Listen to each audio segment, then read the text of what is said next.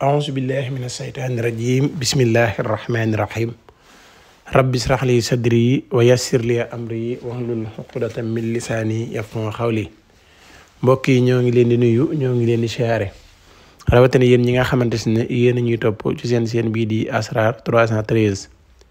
maa ngi sàkku ci yéen ngeen di abonné ci seen bi tey partage vidéo yi su ko defee tey nag lu am solo laa bëgg a laabirante ak yéen te mooy ñi nga xamante ne dañoo réer seen mbokk lu yàgg lool wala ñu tukki yàgg fa lool wala sax nga am soxna mu dem nanguwut a ñëw wala sa borom kër dem nanguwut a ñëw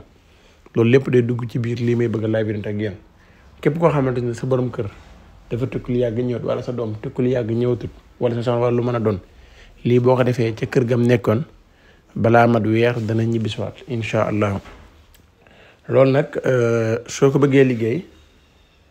lii ngay jàkkaarloo aaya bi moom ngay bind yaa bunayya innahaa in taku misqaala habbatin min xardalin fatakun fi shahratin aw fi samaawaati aw fil ardi yaati googu noonu ngay ubbi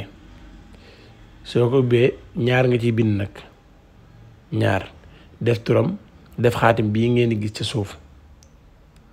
takk ko ca néeg ba bu fekkoon tamit amu foon néeg nga def ko ca kër ga jël ab yére bu fekkoon nag bàyyi na fi yére moo gën nga jël ko awee ko téere bi takk ko fa incha allah fu mu toll xelam mi day nekk foofu te dina dem ba ñëwaat foofu mu jóge woon dem soom na suñu borom subhanahu wa taala ginnaaw loolu képp ko bëgg a def lu listixaar à distance